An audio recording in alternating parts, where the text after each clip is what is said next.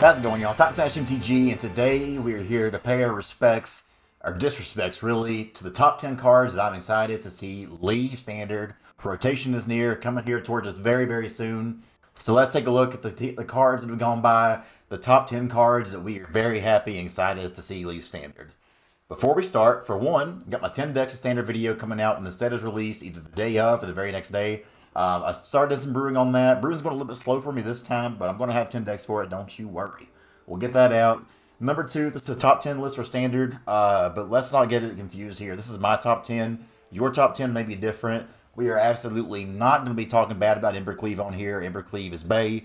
Embercleave, you know, us aggro players, we prayed and we said, hey, God, we need a way to get through some damage in standard. And he blessed us. He said, my son, believe in the cleave. So we did. We did all standard long and believe we shall. So while it may be departing, and a lot of people may be very happy to see it gone, you will absolutely not see it on this list because we're sad to see it go. Without further ado, there's no honorable mentions here, just the top 10 cards we're excited to see leave standard. So let's start out here at number 10. At number 10 here, I've got Winona, Joiner of Forces. And this is kind of weird because anybody watching my channel, you know that I love Winona. But I'm also kind of happy to see it rotate. It's one of those cards where it just wins a game out of nowhere, and even though I love the card, I am happy for those kind of cards to rotate out. Embercleave, I'm not counting in that, by the way. But Winona, you know, every new set that comes out, I'm always a sucker for Winona. I think every single 10 decks video, at least one of them has been a Winona deck since Winona's been in standard. So for me, I'm happy to just not have to build for it anymore because it's a trap and I just keep on getting into it. And granted, it usually goes pretty well for me and I do okay with it. But I know a lot of people hate the card. A lot of people, you know, you have those matchups where if you don't have an answer on that turn 4, you just die. And that's the kind of magic that I hope we're getting away from here soon. So while it's a card that I personally love, it is one that I'm also happy to see go. So number 10, Winona, Joiner of Forces. Bye-bye. Let's take a look at number 9. At number 9, we have Lurrus of the Dream Den, one of the companions here. I think a lot of people are ready to see this one go. Because when you see Lurrus, you automatically assume in standard, especially these past few times. If it's in standard, you see Lurrus, you're playing against rogues. And nobody likes playing against rogues. Lurrus is a great card. It's actually wild to think that these things didn't have the companion cost beforehand and you just played them straight up. So in all these kind of decks, you just turn 3 can drop your Lurrus. Like, it's wild that we were at a time where that was a thing. But even with the cost where you got to pay 3 to put it in hand, Lurrus is still great. It's one of those cards that whether it be historic or standard, it's shown the test of time. It showed it's a very powerful card. And for that deck building restriction to have the cards be the mana cost that they are, it's a good enough card where you really want to play it. And there's been those times where it just feels so bad that they slam Lurrus down, they bring the creature back and protect it all the time. Lurrus is a very good card, but one that I'm very happy to see leave standard. So Lurrus, get out of here. Rogues, get out of here. Bye. Let's take a look at number 8. Number 8 here, we have a card that I played with a whole bunch myself. This is Lovestruck Beast. Again, companions, Throne of Terrain cards, and adventure cards. Just going to be a lot of this list here. But Lovestruck Beast, just a powerful card. 3 mana, 5/5. You can pay the adventure side for a 1 mana, 1/1 to go with it to activate it. I have for this to go for a few reasons. When you're playing against it, especially when I was playing decks like Mono Red Aggro, so many times that I've had a good little aggressive board ready to go, and this stupid 3 mana 5/5 just stonewalls me, or on the other end it beats me down and I can't handle it. It's just such a good value for the cost. It does a little bit of everything. It provides another body on the card. It's just, it's one of the best cards that Standard's seen in a long time. It's seen play as a 4 of in pretty much any deck that plays green. It's a fantastic card. On the other end, I've also hated playing with it, and I know that sounds crazy, but so many times I would have my Lovestruck Beast just be useless because my 1/1 would get killed, or they'd find a way to answer it. Maybe I top deck another 1/1 or Innkeeper or something, and they just kill that. And my stupid Lovestruck Beast is just sit there like, I don't know what to do.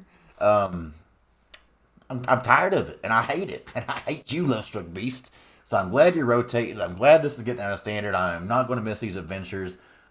Just too much value, baby. Too much value. So Lovestruck Beast, bye-bye. Let's take a look at number 7.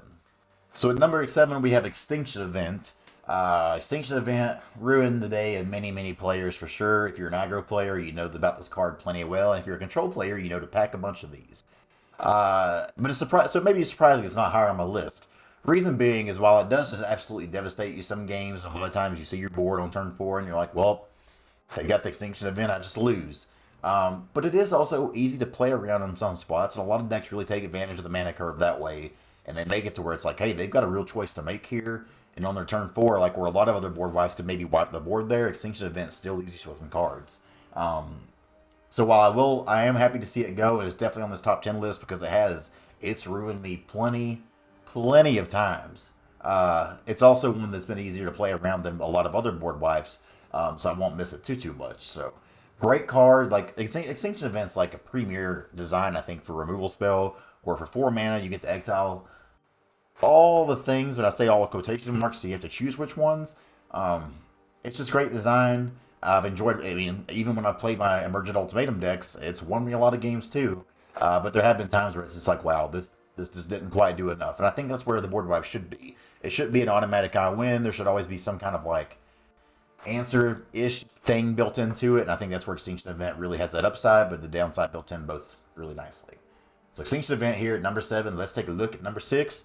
Bye-bye, Extinction Event. Bye-bye. So number 6, we have another adventure card. We got Bone Daddy, Bone Crusher Giant. Again, I played a lot of Gruul, so you'd be surprised to see these cards on here. But it's just too good, and I'm ready for the Value Town to leave the track. Just, head off to Historic. You have a home there, but stay out of my Standard. Bone Crusher Giant, just a great spell with Stomp, a great spell with Bone Crusher Giant on the other side. It's a good body. Does damage when it gets targeted. You get a removal spell on 2. It just does everything you want. Again, these cards were just a little bit too efficient. We saw that with Throne of Eldraine. The set is powerful. But yeah, I'm ready to see it go. It made deck building really boring whenever, especially with Gruul, because y'all know I love Gruul. Wanting to build a bunch of these Gruul monster shells and things that didn't happen to necessarily focus on the adventure mechanics side of things. But the more you played, the more you realized it was just stupid to do anything but adventures. Because you were just putting yourself at such a disadvantage by not playing them. So I'm excited to be able to kind of open that design space again, explore new things without having to be like, well, starting a new deck with red and green. So 4 Lovestruck Beast, 4 Innkeeper, 4 Bone Crusher Giant. It just made deck building really boring. So Bone Crusher Giant, you've overstayed your welcome. You've been a hell of a card, but it's time for you to go. Bye-bye. We're in the top 5 now, baby. Let's look at card number 5. Let's go. All right, here. So for card number 5, we have Emergent Ultimatum. I know this will be a lot higher on other people's list, but I think number 5 is exactly where it needs to be on mine. Well, let's talk about why we hate it first off. Any card that can just win a game on the spot, usually, is a card that I don't think should be in Standard. It's just a little bit too strong. However, I think it's also perfect for what it is. If you're going to do a card that does win the game on the spot, it should be a very mana-intensive 7-drop sorcery. With it being 7-drop, you've got plenty of time to kill the opponent before they cast it. Any counter spell in the world just about is going to get that thing countered, and then they've spent their whole late game turn to do that. You've countered it and then still have mana left over. There's so many ways to answer it, but a lot of decks, especially, it took mid-ranges out of the question for Standard, and that sucks because I think mid-range decks are some of the most fun decks to play, and I think formats are the most healthy when you have a multitude of different mid-range decks that kind of go after it each other. Because if you have a healthy mid-range deck, that means control can thrive. And if you have control thriving, that means you can have these aggressive decks that go under it. And you kind of have that rock, paper, scissors. We've not been able to have that in Standard because the top end of Emergent Ultimatum just blows some of these other things out the water. So it kind of just made Standard really stale, I think. The deck building constraints for it were pretty neat as far as like having to find the monocolor cards. If y'all have seen me, I've made the day 2 of opens with this kind of thing. I got the top 8 in the Stream League with Emergent Ultimatum. Have some of my best gameplay on Twitch from people seeing me play that deck. I'm going to miss it in that regard, and I do think it's for as much hate as it's got, I don't hate it, I guess, because again, I played it a lot. I actually really enjoyed playing the decks, but I think it's overstayed its welcome. It's time for it to go, and it's made a lot of people really mad. So I'm sure I'm not the only one ready to see it get out of here. So Emergent Ultimatum, I think you were actually a pretty well designed card considering the mana cost and constraints and all the downside with you. But you're still just a little bit too strong for what we need in Standard here. We got to get that I win button out of here. So Emergent Ultimatum here at number 5. Bye-bye. Let's take a look at number 4. All right, number 4 here, rounding out the Adventure Hate Club here, we have Edgewall Innkeeper. Edgewall Innkeeper, as we know, Standard, All-Star, 1 mana, 1/1 that can draw a card anytime you cast an Adventure spell. The card's just so good. And you wouldn't have thought just like a 1 mana, 1/1 would be anything that's just like absolutely insane. but there's been no worse of a feeling when you're on the other side, opponents in top deck mode or something like that, but they have one, maybe two Edgewall Innkeepers. They're in top deck mode and they cast their Lovestruck Beast and Heart's Desire, so they've already get value there, and then they draw two cards, and all of a sudden they're right back in the game, all because of this freaking 1/1. It was too good for what it did. The adventure mechanic, as we talked about before, was just crazy pushed. And again, I never really enjoyed the Gruul Adventures kind of game plan. Like, I loved back in the day when I could play my Gruul aggro and play like the Riot mechanic and things like that with your Spellbreakers, your Zertog Goblins, Questing Beasts, all that kind of thing. It just got really boring to play with the adventure side of it because it really narrowed your deck constraints as far as how you have to build your deck. You had to have the certain amount of adventure creatures in there, and anything else was just strictly worse. So you couldn't even really design and play with other things because you were just playing a worse version of Gruul. Edgewall Innkeeper is the reason that this existed. It was the most powerful card, I think. It was a better card than Bonecrusher Giant and Lovestruck Beast, in my opinion, just because of the value for the mana investment. But it's gone now. It's about time for it to leave at least. So, Edgewall Innkeeper, you were inconspicuous. You were a sneaky little booger, but you were too good. So goodbye. Get out of standard. See you later. Top 3, baby. Let's look at card number 3. Let's go. Number 3 here, we have Zenith Flare. I'm sure I'm not alone in absolutely hating cycling decks. And it's a really weird thing to hate because it kind of goes with some other things I've said about like Emergent Ultimatum. Where, yeah, Emergent Ultimatum, super powerful card, but there's so many ways to answer it. And the cycling decks, I think with Zenith Flare, were kind of the same way. Cycling decks had to do a whole bunch of nothing for the most part. Like, they're trying to get their deck filled with cards, so they're just cycling away and just kind of spinning their wheels, but not really affecting the board in a meaningful way. But still, it didn't matter when sometimes, like, you could do your thing, but if you were on the draw, you just kind of died as Zenith Flare sometimes anyways, and it was such a bad feeling. Cycling decks in general, I just hated. I don't think I ever actually played cycling decks on camera at all, because it's not a fun playstyle to me whatsoever. The play patterns are atrocious. It was just bad gameplay all around. And Zenith Flare, just that, it was so bad. If you're playing a control deck, you had to hold a counter magic the whole time and couldn't really do anything. If you're playing a creature deck, like, you can spew your hand out and do your thing, but then they just Zenith Flare you anyway, and it doesn't matter. Really frustrating card. Yes, you had a bunch of sideboard hate where you could side stuff out against it, but they also adapted to that and actually made their decks play interaction, which was also awful. Just a bad experience overall with Zenith Flare. Again, it's a card that I never really played with. Absolutely could not stand playing against it. So Zenith Flare here at number 3. Cannot wait to see you go get out! Top 2, baby. Now let's look at card number 2. Let's go! In number 2 here, we have Drown in the Loch. I wanted to put Olive Rogues here. I wanted to put Ruin Crab just for how annoying it was, but Ruin Crab doesn't rotate. So I'm trying to think, when I'm facing Rogues, what was the card that just absolutely devastated you the most that's rotating? And I think it's got to be Drown in the Loch, because it was just such a versatile, such an absolutely perfect card. And it's funny, because when it got printed, like, everybody knew this is a really good card, but there wasn't just really a shell for it that really worked out all that well. Like, you put it in traditional blue-black control, and like the graveyard management that you could do just wasn't all the same. But in Rogues, you just did your game plan anyways, and then you happen to have this 2-mana spell that essentially said kill anything or counter anything, is what it came down to. And it was insanely good. It was so good. It countered a lot of my stuff, killed a lot of my stuff, it lost me a lot of games. I hate it. I hate Rogues players. I hate Ruin Crab. I hate Thieves Guild Enforcer. I hate Soaring Thought Thief. And I just hate it all. So I'm glad it's gone, baby. I'm glad it's gone. I'm losing my voice now because I'm getting heated about it. But I'm glad it's leaving Standard. Cannot wait to see it go. I still might play in some decks on Historic, but I hate it in Standard. So, Drown in the Loch, baby. Get out of here. So happy to see you go.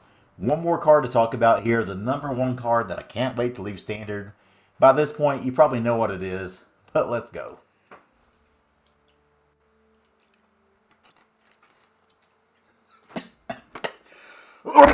So number 1 here, we got Yorion.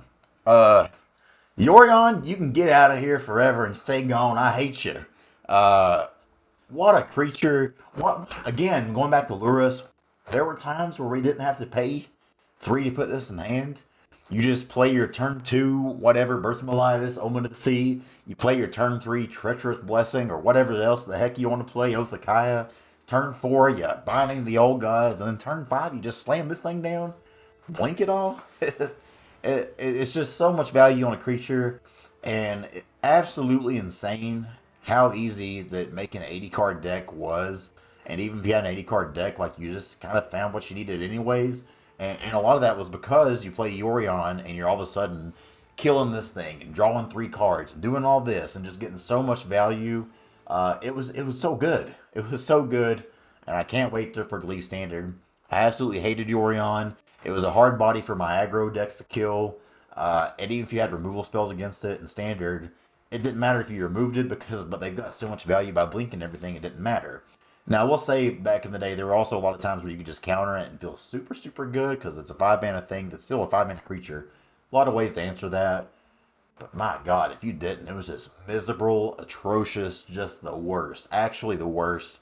I'm trying to think. In MTG, I think the only things I hate worse than Yorion were the Shuffler, MTG Joe, and that's really about it. Like, the list ends there, man. It's rough. So, Yorion, can't wait to see you leave. Absolutely hate your guts. Don't ever come back. Don't ever print a card like this again. Get out of here and go home. So that's what we got, y'all. Top 10 cards I'm excited to see leave Standard. If I left off a card from this list that you would like to see going, let me know in the comments what that is. I think I got a pretty good list here, though, and I think a lot of y'all can agree. Now, again, anybody who disparages or has anything bad to say about Embercleaved, you will be banned. Banned from Magic. I will contact Richard Garfield, let him know, hey, maybe nix that arena account of theirs. They were talking bad about Embercleave. But yeah, that's my list here. Hope y'all enjoyed. Next video here will be the 10 decks for Innistrad Midnight Hunt Standards. So stay tuned for that. Really looking forward to showing y'all that one. Thanks for the support as always, y'all. Love ya. Let's go.